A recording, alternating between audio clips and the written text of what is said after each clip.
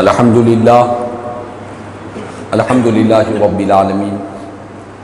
والصلاة والسلام على سید الانبیاء والمرسلین وعلى آلہ الطیبین الطاہرین واصحابہ الاکرمین الافضلین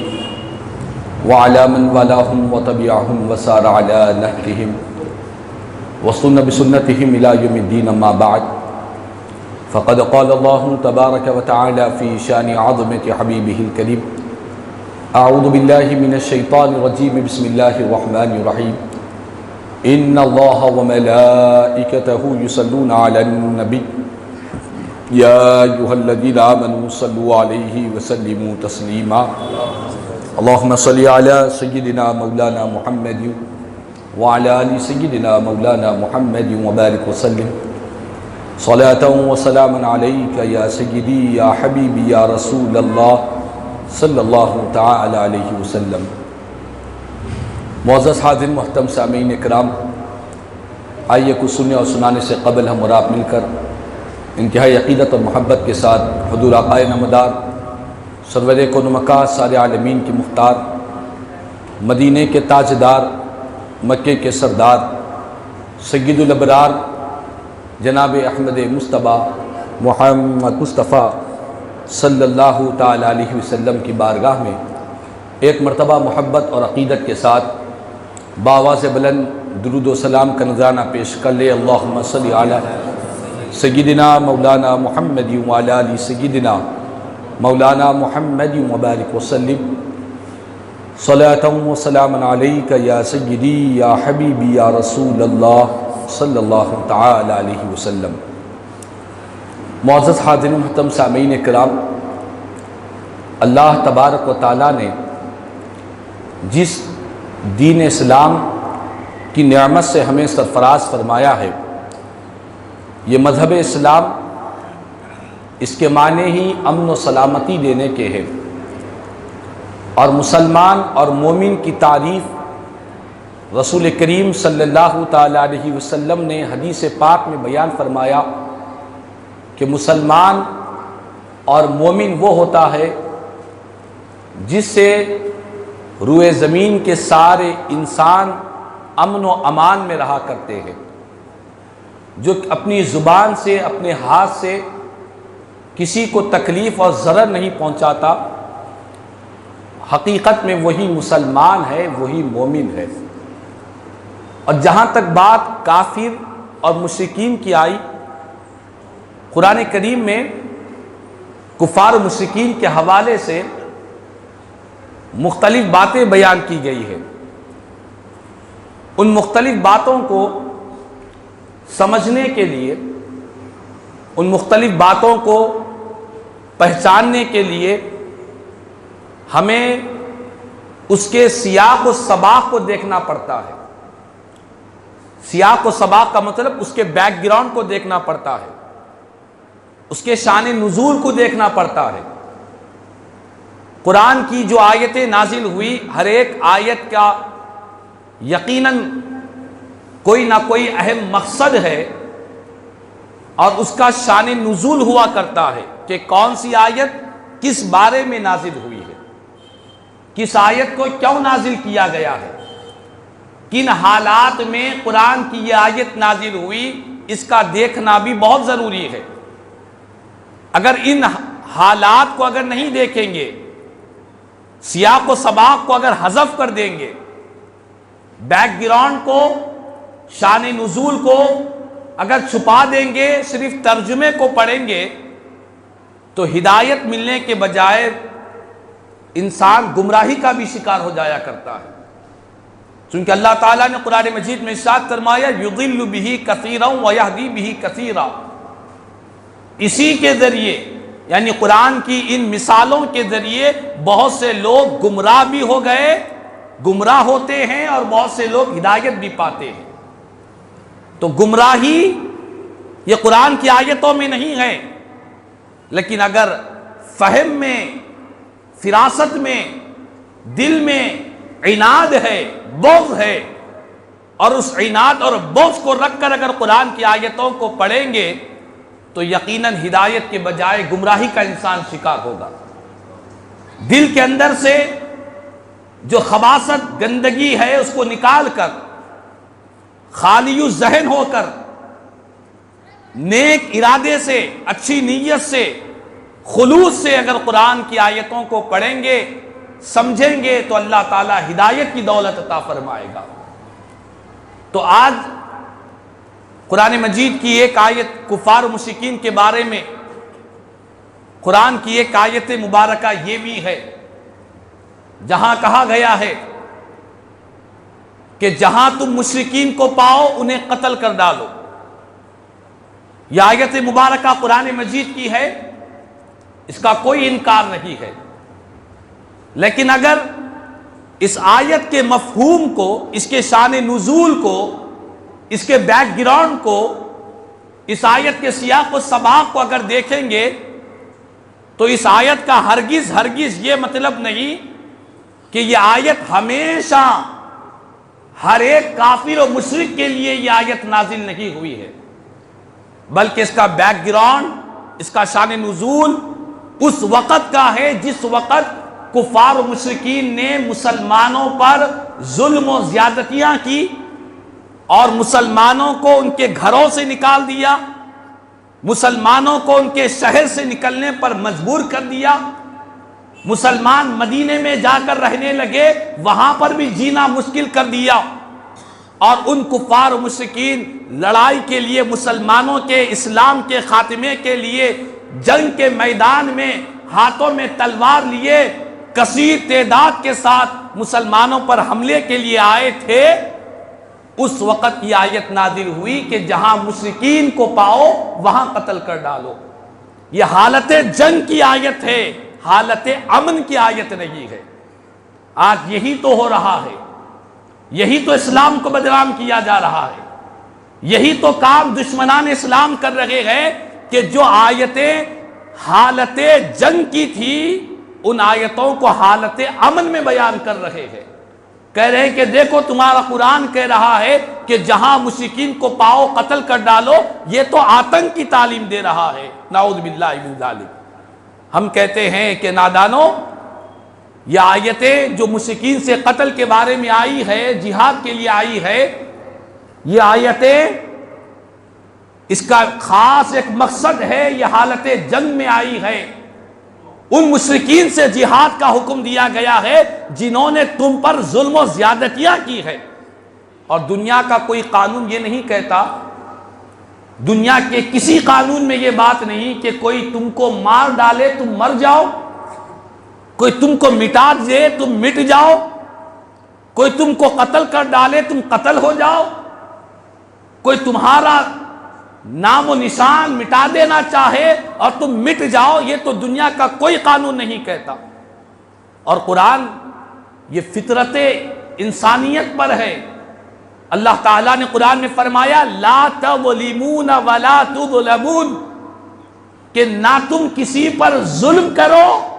اور نہ کوئی تم پر ظلم کرے، نہ تم ظالم بنو نہ تم مظلوم بنو،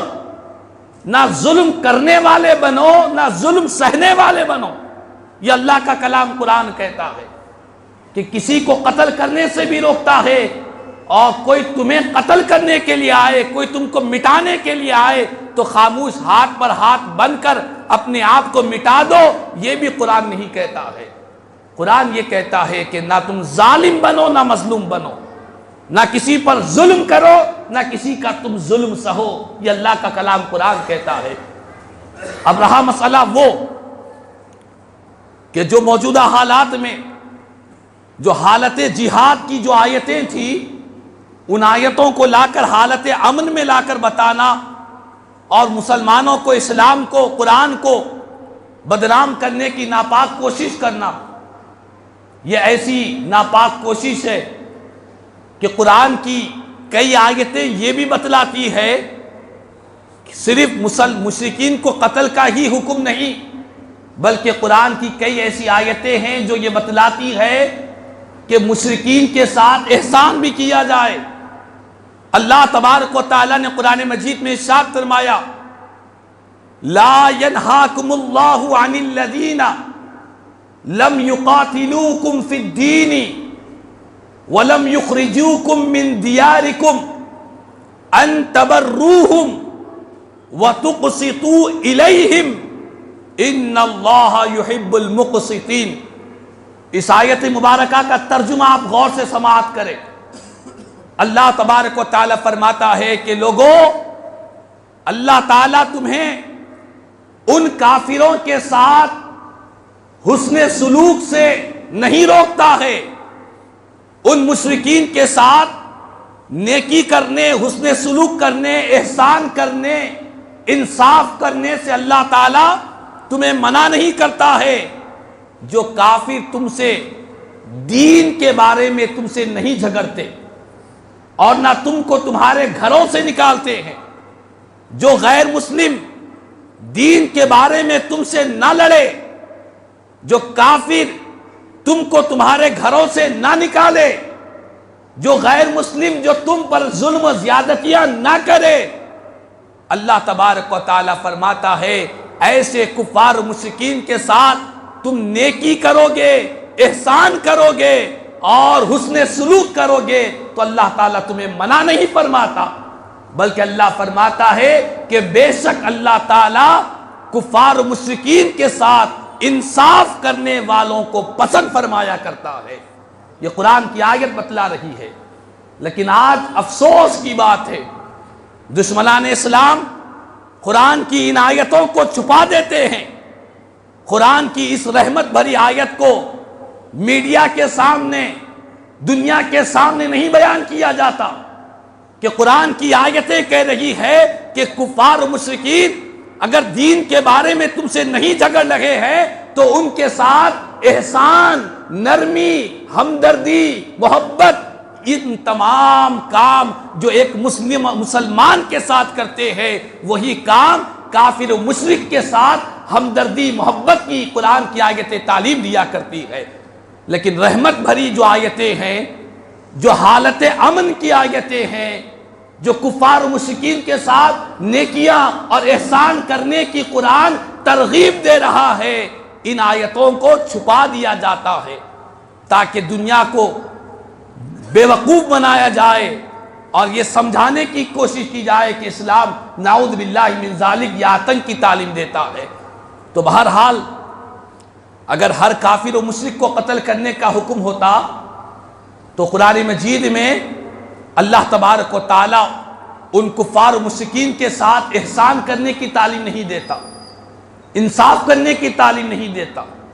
اور جب بات انصاف کی آئی، آپ کو وہ حضرت عمر بن عبدالعزیز رحمۃ اللہ تعالی علیہ کے زمانے کا اس واقعہ بھی سناؤ کہ جب سمرقند شہر فتح ہوا تھا،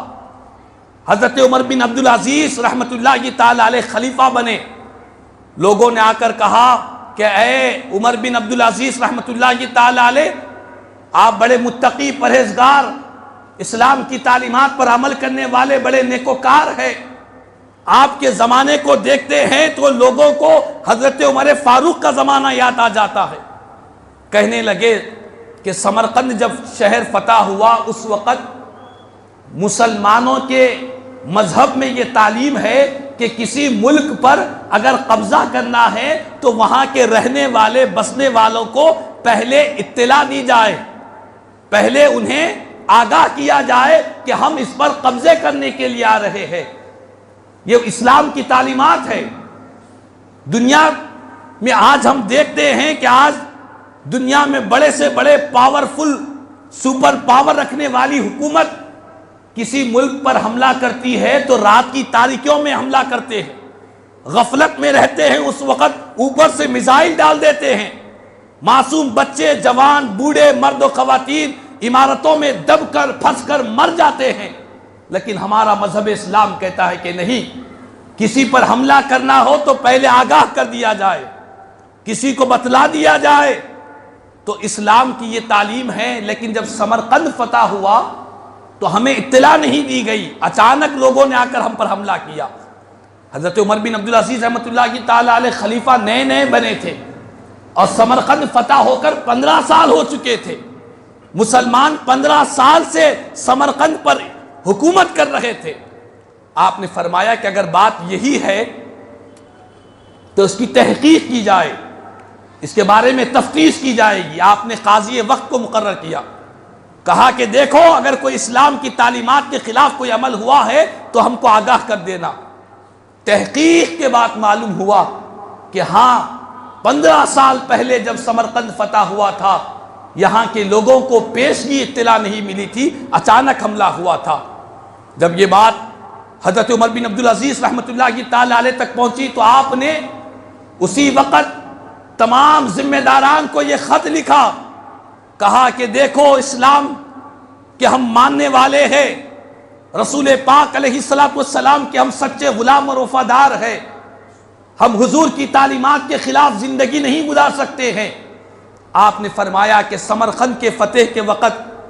یہاں کے رہنے والوں کو پہلے اطلاع نہیں ملی تھی، مسلمانوں سے یہاں کچھ خطا ہوئی تھی،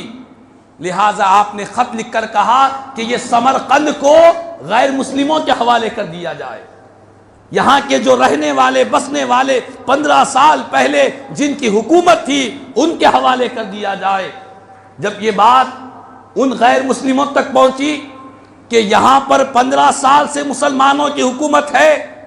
لیکن معمولی سی ایک خطا ہونے کی بنا پر وقت کے نئے خلیفہ ان لوگوں کے حوالے سارے ملک کو کر رہے ہیں، تو جتنے غیر مسلم جتنے لوگ تھے سارے کے سارے حضرت عمر بن عبدالعزیز کی بارگاہ میں حاضر ہوتے ہیں اور کہتے ہیں کہ ایسا مذہب اسلام جو انصاف، عدل و انصاف کی تعلیم دیتا ہے، ہم نے دنیا کے کسی مذہب میں ایسے امن و سلامتی کے پر عمل کرنے والوں کو نہیں دیکھا ہے۔ جتنے غیر مسلم تھے سارے کے سارے کلمہ طیبہ لا الہ الا اللہ محمد رسول اللہ پڑھ کر دائرہ اسلام میں داخل ہو جاتے ہیں۔ اور حضرت عمر بن عبدالعزیز رحمۃ اللہ کی تعالی علیہ نے پیغام دیا کہ دنیا والوں، اسلام جو پھیلا ہے تلوار کی زور پر نہیں، مدینے والے آقا کے اخلاق کی بنا پر پھیلا ہے، رسول پاک کی تعلیمات کی بنا پر پھیلا ہے۔ اسلام زمین پر حکومت کے بجائے، اس پر زور دینے کے بجائے، اسلام انسانوں کے دلوں پر حکومت کی تعلیم دیتا ہے۔ تم لوگوں کے دلوں پر قبضہ کرو، وہ خود بخود دائرہ اسلام میں داخل ہوں گے۔ دلوں پر قبضہ کیسے ہوگا؟ دلوں پر قبضہ تلوار کی بنا پر نہیں، مال و دولت کی بنا پر نہیں، زور کی بنا پر نہیں، دلوں پر قبضہ ہوتا ہے مدینے والے آقا کے اخلاق کی بنا پر ہوتا ہے۔ حضور کی محبت اور رواداری کی جو آقا نے تعلیمات دی ہے، وہ محبت، وہ رواداری، وہ عدل و انصاف کی وجہ سے لوگوں کے دلوں پر قبضہ ہوا کرتا ہے۔ یہی کام اولیاء اللہ نے کیا ہے، یہی کام اکابرین نے کیا ہے، یہی کام اللہ والوں نے کیا ہے۔ جو ان کے در پر جاتا انہی کا ہو جایا کرتا، دوسرے مذہب کا بھی ہوتا تو دائرہ اسلام میں داخل ہو جایا کرتا۔ تو بہرحال ہمارا مذہب اسلام عدل و انصاف کی تعلیم دینے والا ہے۔ دنیا کی آج چپے چپے کونے کونے میں اسلام کی روشنی نظر آ رہی ہے۔ یہ مدینے والے آقا کے اخلاق کو جنہوں نے اپنایا ہے، اس اخلاق مصطفیٰ کی برکتوں سے ظاہر ہو رہا ہے۔ اللہ تبارک و تعالیٰ سے دعا ہے اللہ تعالیٰ ہم سب کو مذہب اسلام کی حقانیت و صداقت کو سمجھنے، اس کو اپنانے اور اس پر عمل کرنے کی توفیق عطا فرمائے۔ کہنے سننے سے زیادہ مجھے اور ہم تمام کو عمل کی توفیق عطا فرمائے۔ آمین ثم آمین۔ خدا الحمدللہ رب العالمین وما علینا الا البلاغ۔